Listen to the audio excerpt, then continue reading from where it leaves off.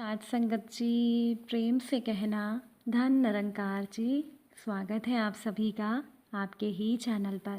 हाजिर हूँ मैं आप सभी के लिए एक दिल को छू लेने वाली साखी लेकर। तो चलिए आज की साखी सुनते हैं। साथ संगत जी, मोहिनी की आयु 22 वर्ष की थी तब उसकी शादी हुई।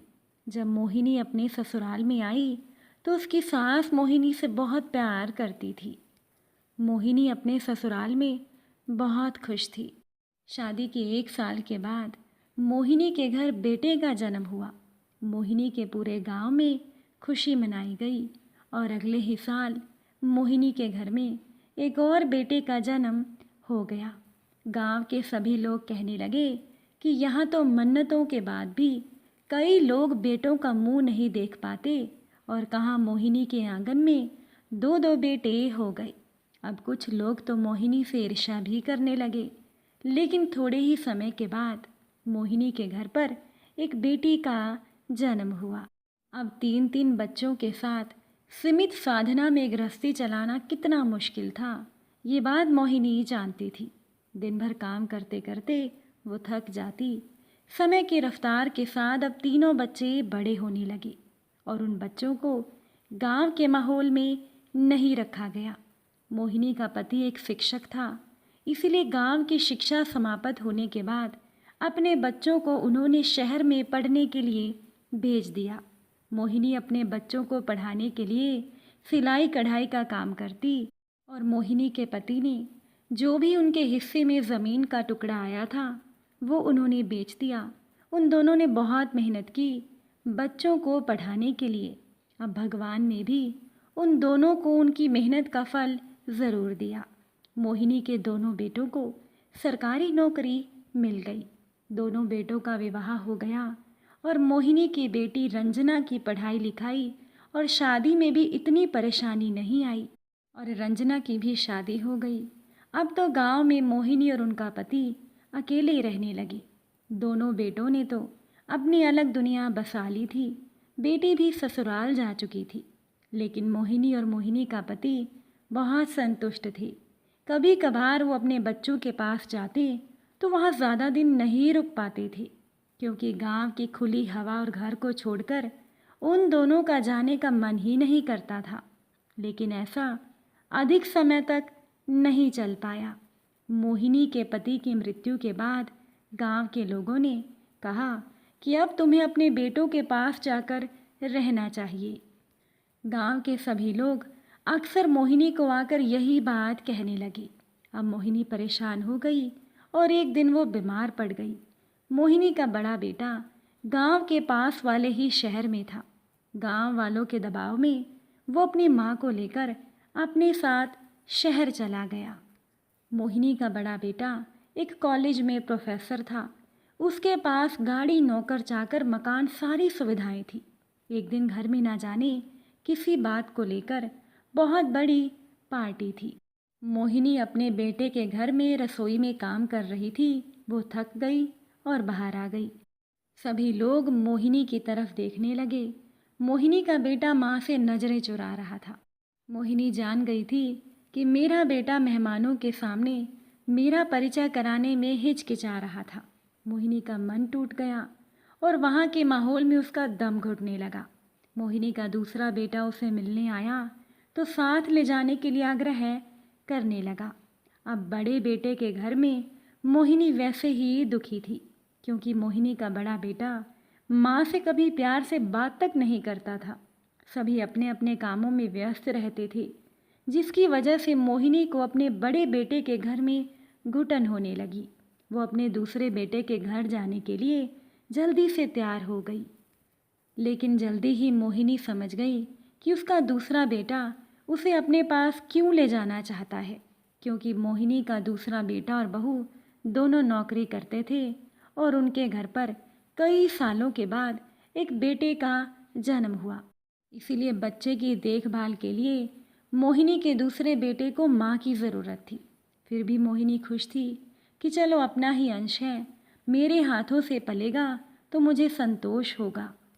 लेकिन मोहिनी के दूसरे बेटे के घर में भी मोहिनी की हैसियत केवल एक नौकरानी जैसी थी। इसी बीच रंजना भी माँ से मिलने के लिए भाई के घर पर गई और अपने भाई और भाभी के तौर तरीके देखकर वो 2 दिन से ज़्यादा भाई के घर पर नहीं रुकी और अपनी माँ को अपने साथ ले जाने की ज़िद करने लगी।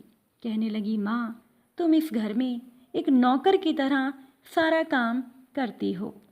मोहिनी की छोटी बहू का स्वभाव भी बहुत तेज था। वो बात बात पर अपनी सास से लड़ती झगड़ती थी। काफ़ी दिनों तक ऐसा चलता रहा। मोहिनी की छोटी बहू मोहिनी का बार बार अपमान करती, लेकिन मोहिनी से कुछ नहीं कहती थी। अब एक बार फिर से रंजना अपनी माँ से मिलने के लिए आई तो उसने देखा कि माँ का तो मेरे भाई के घर पर बहुत ज़्यादा अपमान हो रहा है। अब बेटी माँ के अपमान को सहन नहीं कर पाई। माँ से कहने लगी, चलो मेरे साथ, अब यहाँ रुकने की कोई ज़रूरत नहीं। मोहिनी ने कहा, बेटा इस उम्र में बेटी के घर का एहसान मैं नहीं ले सकती। तुम्हारे पिता ने तो तुम्हारे घर का पानी तक नहीं पिया था, फिर मैं तुम्हारे घर पर कैसे चल सकती हूँ। माँ की ये दशा देख रंजना की आंखों में आंसू आ गए। वो सोचने लगी, ये कैसी विडंबना है जो माँ अपने नाजुक कंधों पर अपने तीनों बच्चों का इतने स्नेह से सारा बोझ उठाती रही। आज उसी माँ को दोनों भाई मिलकर भी सम्मान से नहीं रख सकते। ये बात रंजना ने अपनी भाभी को सुना दी। ये सुनकर रंजना की छोटी भाभी कहने लगी, तुम मुझे क्यों सुना रही हो? हम तो फिर भी तुम्हारी माँ को रख रहे हैं, लेकिन अगर तुम्हें लगता है कि हम ठीक से नहीं रख रहे तो तुम अपनी माँ को अपने साथ क्यों नहीं ले जाती?